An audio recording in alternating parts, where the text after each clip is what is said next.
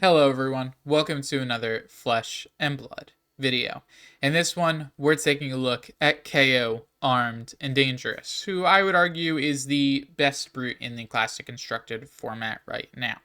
I was going to have some of the Armory deck Rhinar cards in this deck list, mainly Bear Destruction, as that's the only one really good enough, but after testing, it's not as amazing as I originally would have thought. But I figured since Kayo is still good, we haven't looked at Kayo in a while, why not go over him? Because you did get a few new cards from Super Slam anyway that make him pretty darn powerful. But just like the rest of the Brutes, he's not really the best deck in the format. He's just fun. I'm a big fan of Brute, one of my favorite classes in Flesh and Blood. So with all of that, let's get started. Starting with Kayo, Armed and Dangerous. Kayo is a 4 intellect, 40 health brute, just like most of the other heroes in Flesh and Blood. He can only have one weapon zone, which means you're stuck with one singular one-handed weapon, but does that really matter? His weapon is Mandible Claw. Your attack actions, while they're not on the combat chain, get +1 power. What this means is that blue 5s in your hand, graveyard, and pitch zone are 6 power. I have to specify pitch zone now because of a card we're playing. But pretty much anywhere other than them actually attacking, you're going to get +1 power, which is really good for a lot of effects. And the first time you discard a card of power 6 or more on each of your action phases, you'll make a Might token. And KO is a brute. Of course, brute is about 6 power cards. OG brute is all about discarding them. So you have non-traded brute, and he is a non-traded brute. So you're going to be discarding a lot of 6s. So KO is very, very powerful. He was one of the strongest heroes when he came out, and he got the first Armory deck, which is pretty cool.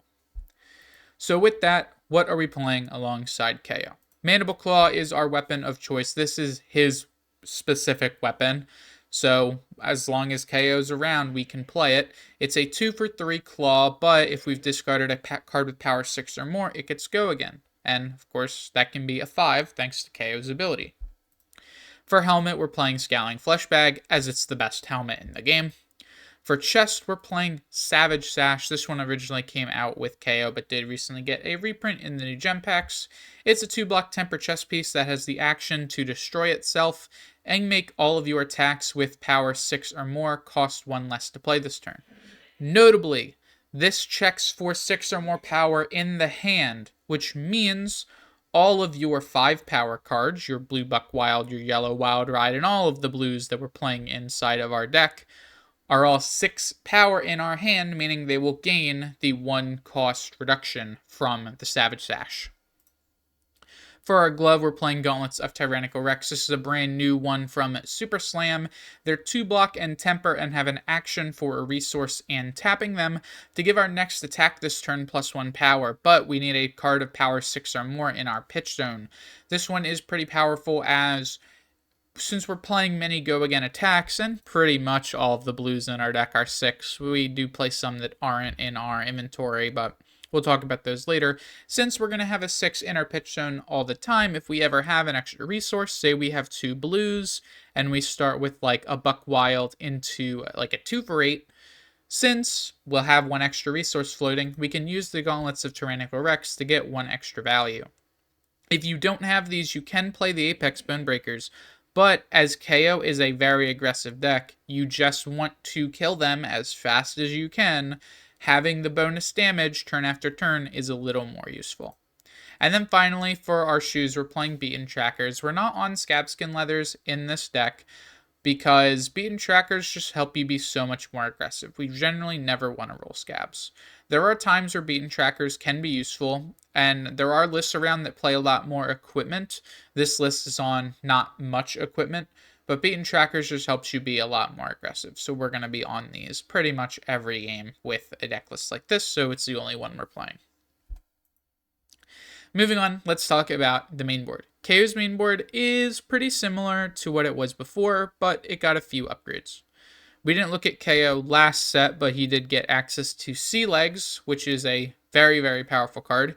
This says on discard, make a Gold Kiss Rum. And then the Gold Kiss Drums give actions go again. So just like we looked at in the Reinar video from a few weeks ago, we can use these to play multiple attacks in a turn when those attacks don't have go again. Something like Show of Strength, Bare Fangs, Swing Big, stuff like that. So Sea Legs is just one of the best cards we can play inside of KO, especially because we have so many effects that do discard our cards. And then, of course, we're playing all the standard things you'd see. 3 copies of Red Bear Fangs, 3 copies of Red Wild Ride, and Yellow Wild Ride, just because they are what KO wants to be doing, which is that draw, discard stuff. Wild Ride gets go again. Notably, we can play the yellow because it's a 6 for our discards, thanks to KO's own ability. And Bear Fangs is a 2 for 8 that comes with a Might, so it's a 2 for 9. Pretty powerful. We, of course, are playing Beast Within, as like everything in our deck except 1 card in the main board, and Blood Ash Bellow is a 6 power card, thanks to KO's ability. Blood Ash Bellow, of course, is just a goated card. It's insanely powerful because we can play so much go again inside of the deck, thanks to new cards Buck Wild, thanks to Wild Ride, thanks to Sea Legs, thanks to Agility, and even our 1 of Mandible Claw. We just get to easily do 3 to 4 attack turns off of a Blood Ash Bellow, which makes this card absolutely insane.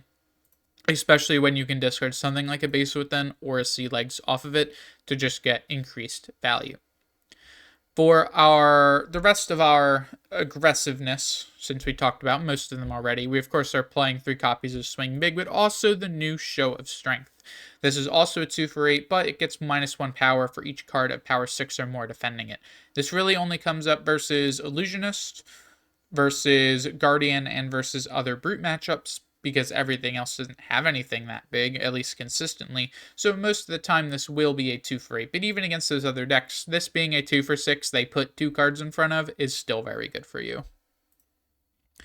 And then, lastly, of our aggressive cards, our main attacks we're going to be swinging, we have a new card in Buck Wild. This is a 3 for 7 at common that gets go again if we have a card of power 6 or more in our pitch zone, which every blue in our main board is a 6 power blue, thanks to KO's ability.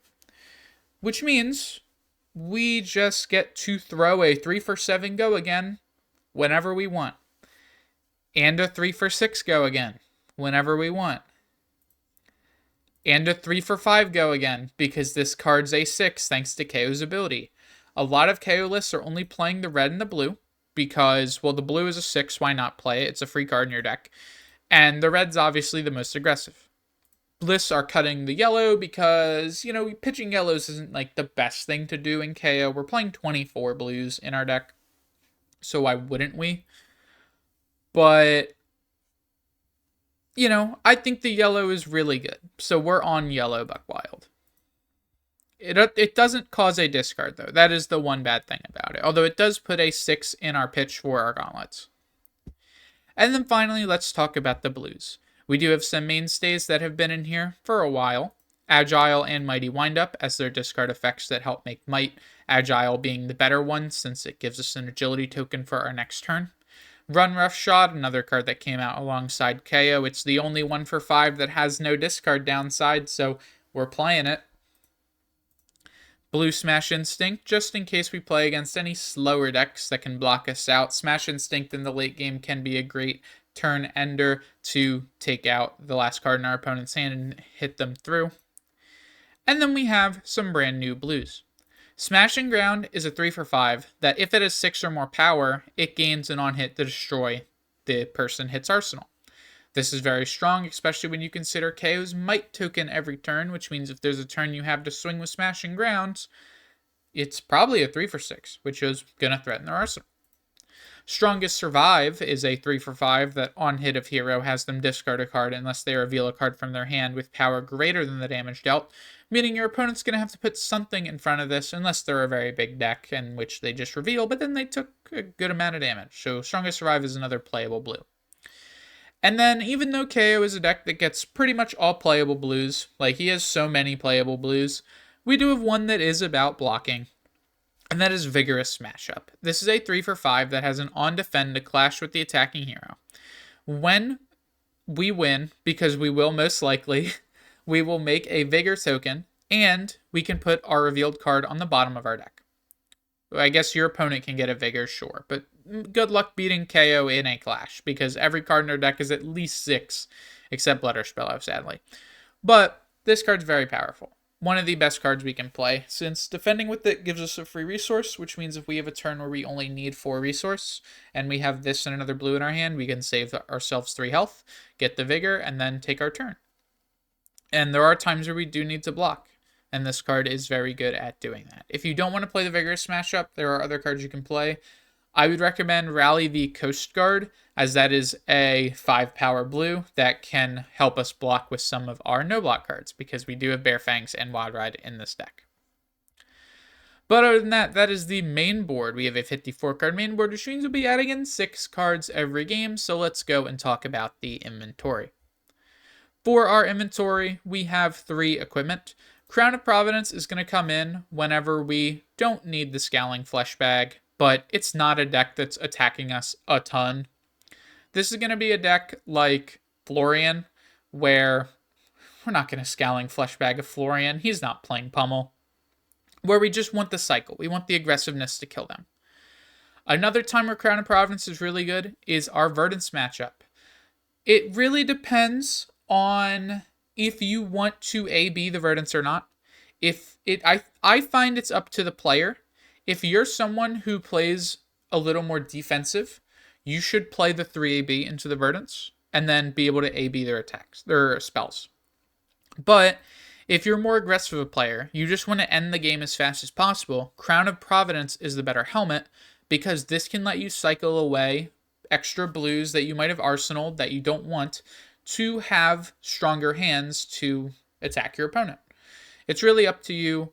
Personally, I'd play Crown of Providence because I think Kayo just wants to end the game as fast as possible. But we do still play the Skullhorn because it is AB2 that we need versus someone like Kano, because, yeah, Kano could just blow us out of the water. And if you want the AB. If you don't ever think you're going to AB, you can not play Skullhorn. That's perfectly fine. You can play another piece of equipment. People are on Tunic. People are on Bone Breakers. People are on Scabskin Leathers. There are 3 other pieces of equipment you could play instead of Skullhorn if you think you're never going to bring it in. And then No Ring Glove for when we need 1 AB. We can't play the chest piece because we need the chest piece. We can't play the helmet because when we're bringing in 1 AB, it's most likely Vincent. And Scowling Fleshbag is pretty good to stop them from going for 2 attack turns. And, you know, our boots are pretty important too, because that is what helps us kill them. So No Ring Gloves are really the only spot we can put Nora in. For the rest of the inventory, we just have some really good red attacks. We're on Red's Strongest Survive. This will come in versus matchups we need to disrupt a little more. Not so much matchups we are just trying to kill. We'll bring in Savage Feast most of our games. There are some times we don't bring it in. It's just simply like, if we want to play a clean 60 and we're playing against someone who just like defends against us, we don't really want the Savage Feast. Savage Feast is really good versus the decks that are more mid-rangey or just more aggressive, because this is just a free card. But the decks that will just easily block us, we don't really care for the Savage Feast. We'd rather play cards like Reckless Stampede, like cards like Pulping, because they're more threatening. They'll do a lot more damage through than something like Savage Feast. And also in those matchups, we're using our shoes most likely on something like Bare Fangs. But something more aggressive, where we just need to go as fast as possible, Savage Feast is going to be our main option. I need to talk about Reckless Stampede. This one is going to come in versus a lot of the aggro decks because their numbers aren't very high. You throw Reckless Stampede in the late game, and then they go, okay, well, I have to block this. Well, I guess I'm dead because I had to block with 3 cards, and I'm going to take 3. So versus the very aggressive decks, bring in Reckless Stampede. If you are playing against a deck that can clash you, i.e. another Brute or a Guardian, don't play Reckless Stampede. That's pretty obvious. And then 3 copies of Pulping. This is going to come in versus any deck that doesn't play D-Reacts because they can never block the Pulping. Or, actually, not even or, just that. If they can't block the Pulping, play the Pulping. I guess if you're playing against Guardian and you're just trying to win the game, you can't really play Reckless Stampede because they can clash you. That's probably a game you'd bring in Savage Feast, to be fair. And we're not bringing Strongest Survive because they just reveal or block it really easily. So we either go for Pulping Feast, Pulping Send Packing, or Feast Send Packing in that matchup. So it's really up to you. Personally, I would bring in Feast because it's an extra blocking card and it can help us set up arsenals. Not so much its aggression in those later game Guardian matchups. And I would go with the Send Packing. But I've seen Pulping come in versus those Guardians, and it has put in work, because if you catch them on not AD Reactor and Arsenal, you just take your whole turn and you win. And then 3 copies of Send Packing, just because it's some more interaction. Any deck that's going to Arsenal a lot, any deck that really cares about its Arsenal, Send Packing is very, very good against, simply because they have to block this or they lose that card. And then finally, 1 copy of Reckless Swing and 2 copies of Tear Limb from Limb. These are going to come in versus our most aggressive matchups. Now, why is that? Well, versus the very defensive decks that are just going to try to block you out, you might think Tear Limb from Limb is pretty good. However, the problem with that is versus the defensive decks, we need to keep our pressure up. Putting in more cards in our deck that are not 6 power, or I guess 5 power, will make our hit chances for our draw discards really bad. But versus the aggressive matchups, it is more feast or famine anyway. We just need to kill them as fast as possible. We don't care if we brick, because if we bricked anyway, we're dead no matter what. Raising the chances of us bricking doesn't matter, because if we don't brick, we kill them. Just straight up. And if we play a little safer, that might just be us not killing them. So, Tear Limb from Limb into the aggro matchups is a +6 at minimum. Obviously, we want to use it on cards like Show of Strength and Swing Big, so it's a +8, or even like Buckwild. Make it a 3 for 14. But, again, it doesn't block, which, again, that does really hurt versus a lot of the aggro decks. And it is a no power card, so it can make us brick. And then instead of 3 Tear Limb from Limbs, I like 1 Reckless Swing, just because if the game goes so late, Reckless Swing can be a way to end it, just like with Reckless Stampede. And then these are cards you're not adding in. These are not a part of your 6. These will come in over Smash Instinct, because if you're playing against a fast deck, 1, you're not playing your blues. I mean, you're going to play Run Roughshod, but you don't want to play out your blues.